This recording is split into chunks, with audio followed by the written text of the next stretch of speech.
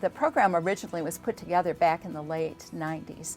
At that time in Michigan, there was a lot of movement into the countryside from people who did not have an agricultural background, not, in many cases, not even a grandparent who had a farm. So people moved into the country. It was beautiful. And then they noticed that farms had some odor associated with them. And they weren't familiar with farming practices. At the same time, there was a lot of conversation about additional regulations for farms. So livestock was a real visible place. At the time, the premise of the Environmental Assurance Program was to create an opportunity for farmers to get ahead of things. A lot of regulations were coming down the pipe. We were struggling, especially at the livestock industry at the national level. EPA was introducing new regulations. We were really fighting to understand, how do we help our folks get ahead? And how do you do so in a way that makes sense to them? So in 2000, we split apart Maeap into different systems primarily so we could focus on the livestock system first. We eventually grew the cropping system and then the farmstead system. We had great tools and great mentors to build those from. The farmstead system came from the pharmacist program. Alan Krzyk from MSU Extension led that for so long. The cropping system, many of the crop partners around the table, the corn marketing program, soybeans, had great things in place already. If we didn't have to build anything from scratch, we ripped it off and duplicated it from other places. Dave Cheney was an early adopter and stayed with the program after leaving the pork industry. Well, I think at the time we didn't really have a quality assurance program in place for your everyday farm. And I just felt it was something that needed to be done. And if it's going to move and progress through the farm community, somebody had to be one of the first ones to do it. And, you know, take a few arrows to make sure people in the end can hang on to the land. And so I felt it was a good program. So we signed up and went through the process of getting verified, and here we are, I don't know, 9 or 10 years later. Now, when that risk assessment was built, Michigan had and continues to have a very strong right to farm program, as well as it's a water state, so a lot of environmental laws. Farmers ask something that was pretty difficult, and I'm sure remains difficult, that all state and federal agencies be on the same page, so that if a farmer made a change on their farm, that another agency wouldn't come along and say, well, you didn't do that right, or you need also to do this.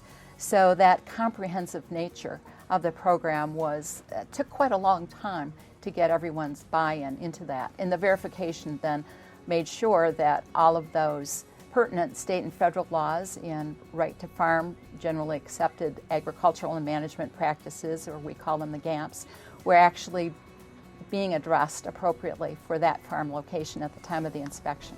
Thank you very much for everything you do. And this certificate says that the Michigan Agricultural Environmental Assurance Program recognizes and congratulates Lee Farm. You're the 1,000th Maeap verification livestock farmstead and cropping system, October 17th of 2011. Thanks for all you do. Despite the early adopters, farmers had reservations about a voluntary program, and the partners encouraged legislators to make Maeap a permanent part of the Michigan Department of Agriculture and Rural Development. How do you invest in something that you don't know if it's going to be around tomorrow? So we invested in the legislature in Michigan in helping our folks to understand why it was important we wanted Maeap to be around. Why am I going to go through a program if this is just a fly-by-night that's going to go away? Because our ag community is a critical part of our state. It's one of our largest industries. It's one of our greatest opportunities. And it was one of the areas that supported us over this last decade of really tough times. So to have something like this happen today is just wonderful in terms of being proactive and thinking about how we can be environmentally responsible, planning for the future, and rewarding success for people that are doing best practices. When Maeap was codified in 2010 as PA 1 and 2 on behalf of Governor Snyder, it gave an understanding of certainty to farmers.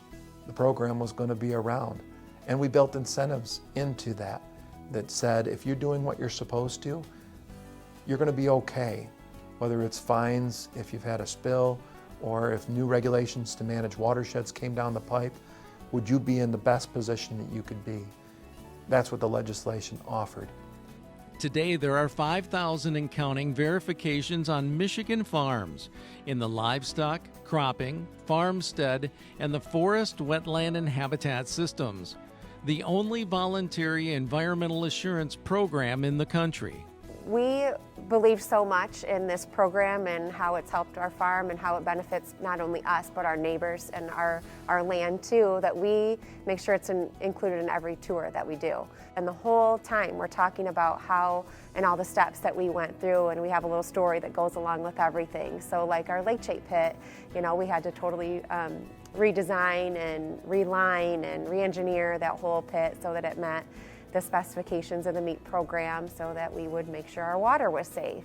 And then we go through how we had to make a fertilizer containment area to make sure that we would be proactive and make sure that none of the fertilizer or any chemicals would get spilled into the soil. So we're protecting the water, we're protecting the soil.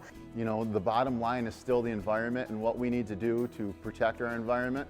But I think from my side, from my perspective as a cash crop farmer, I want Maeap to be there and to be evolving and to be ahead of the game for when it comes to the Lake Erie Basin, to become the program, the model for the other states that we're out in front and saying this is what we're doing to mitigate, to keep these things from happening and suggest to, you know, to maybe to those lawmakers and the legislators, this is what we're doing, these are the steps that we're taking in agriculture to do this, before they come out and say, no, this is what you're going to do. The future I see for the Maeap program is, number one, to continue getting more farms working toward Maeap verification and achieving Maeap verification. But to do that, we've got to provide the value that they need out of that program. So that's where I really see the future of the program going, is trying to find ways that farmers can find value in doing all of that work and working with the technicians and being verified. And you know, it's scary to invite government people to come out and inspect your farm,